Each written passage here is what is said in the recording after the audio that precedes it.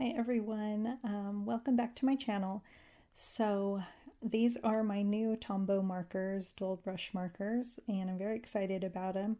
I thought I would watercolor this beautiful Unity stamp. It's actually a February stamp. I think they were going for one each month. My crafty friend actually illustrated it. I will put her description in my box.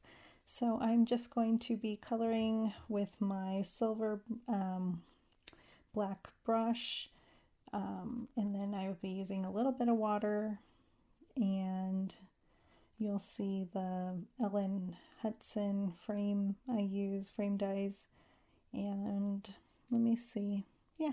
So you'll see the finished card at the end. I hope you enjoy. I will be back soon with another video.